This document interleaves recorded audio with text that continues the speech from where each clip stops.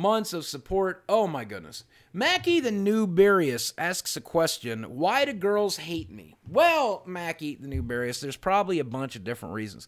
Therapy will be a great place to answer that. I would start with the basic stuff. Are you attractive to girls? That might be the first question. Secondly, how are your social skills? If you don't have good social skills, if you come across as creepy or angry or shitty, girls are not going to want to be around you, buddy. You know, I'll tell you, it's probably one of the most important things I ever learned in therapy. I'm 12, 13, 14 years old. And this didn't necessarily have anything to do with girls. It had to do with making friends. And my therapist is like, hey, Steve, you're pretty angry, aren't you? I'm like, yeah, I'm fucking angry. I'm one of the fucking angriest fucking people I fucking know. You know, I didn't say I'm 12. That's not how I said it. But I said something to that effect. And she's like, and you're pretty sad, huh?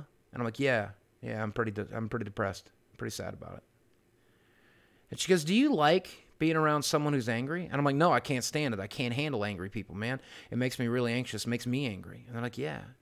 Can you handle being around somebody who's super sad? I'm like, no, it's tough. It's tough. You know, I want to help, but I don't know how to help. And she's like, yeah. So does it make sense that maybe people don't want to be around you because you're angry and you're sad? And I'm like, yeah. Angry about what? The abuse. I was getting abused quite a bit when I was a kid. And, you know, it made me pretty angry. And I'm like, yeah, I guess that makes sense. And she goes, well, maybe we need to learn how to not be so angry. And maybe we should learn how to not be so sad. And I'm like, yeah, I don't know how to do that. And she says, well, maybe we can learn to fake it till we make it. Do you know what that means? And I said, no. I'd heard it once before in Al-Anon when I was a kid. Alcoholics Anonymous, Al-Anon. She says, maybe we pretend that we're not so angry. Maybe we pretend we're not so sad. Maybe we pretend we're a happy person. Maybe we pretend that we're having a good time. And I'm like, I don't want to fucking lie to people. I don't want to fake. I don't want to pretend that I'm happier than I actually am. I don't want to pretend.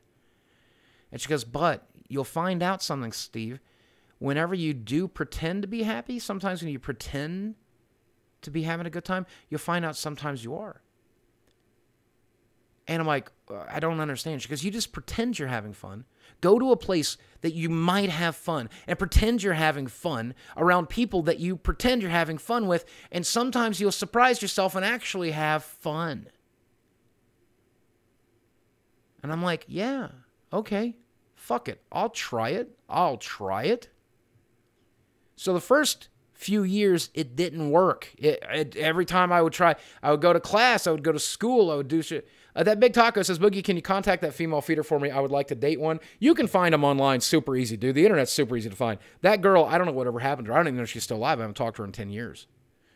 12 years. I don't believe that ever happened. Stop making up conversations with Tony Maestro. It's absolutely true. This is absolutely therapy 101. But when I got to Upward Bound, when I was 15 years old, I did exactly what she taught me to do. I reinvented myself. And let me tell you something. When you go off to school or when you get that new job or when you get that new opportunity to reinvent yourself, when you relocate to another place, what you should do is, right, reinvent yourself. Reinvent yourself. Reinvent yourself. Try to be a happier person. Try to be a healthier person. And people responded to it. And you know what? Because people were responding to it, it made me happier. GKX Express says, Boogie, whatever happened to Grade School? We're still talking. We were talking today, actually. She needed a little bit of help, so I was talking to her, cheering her up, making her feel a little better today. But that said, she's still posting on Instagram every day, and she's at her home up in Springfield, and we still talk all the time. And I'm sure it won't be too much longer till we hang out again, because we're friends, and we've always been friends. She's kind of cool. Boogie, do you like MTG Arena? Fucking love it. It's one of my favorite games. Oh my God, it's so good. Anyway, long story short, if girls don't like you, it's probably because you're not pretty. It's probably because you're not that good at social shit. And it's probably true that you ain't got no money. Because I got to tell you something. I've learned an important lesson. You don't even have to give them the money. Let me tell you something. You can make friends, both male and female. You can make friends both male and female, without ever giving them a dime, without ever offering them a dime. Just because they like to hang out in a nice house, because they like to hang out with somebody who's got a lot of cool video games, because they want to eat at nice places. They want to go to cool places. So having money sure does help. You know? Wait, girls don't like playing video games 5 hours a day? Some do. I met one very recently, put some 800 hours in a Monster Hunter world. She's pretty cool.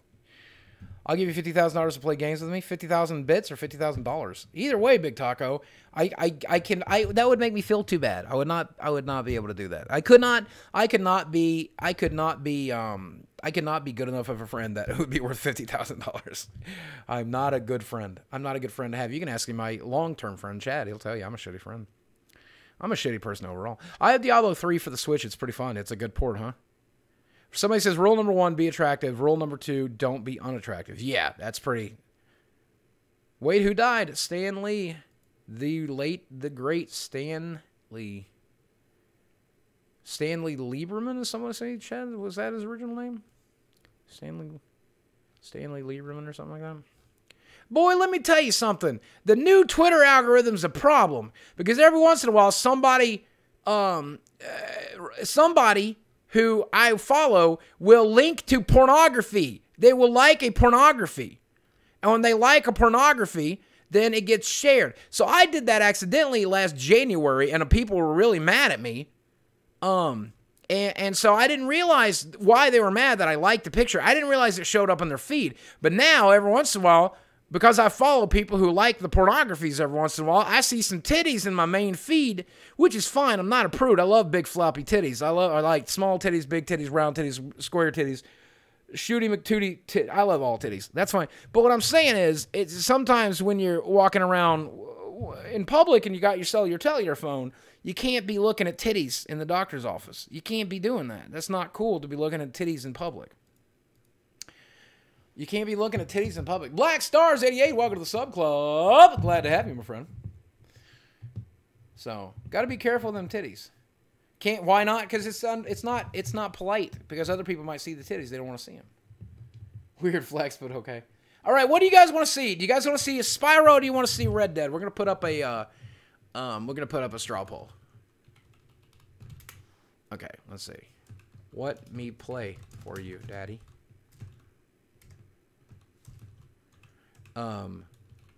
Only Spyro, only RDR2, try a both, Big Papa. Okay. Here you get the boat in this dare, in this pool, in this straw pole. You get the boat in the straw pole, vote in the straw pole, boat in the straw pole, Daddy. Vote in the straw poll, vote in the straw poll, vote in the straw poll, Daddy. Since I'm being really idealistic lately, we're gonna sing a song while you guys are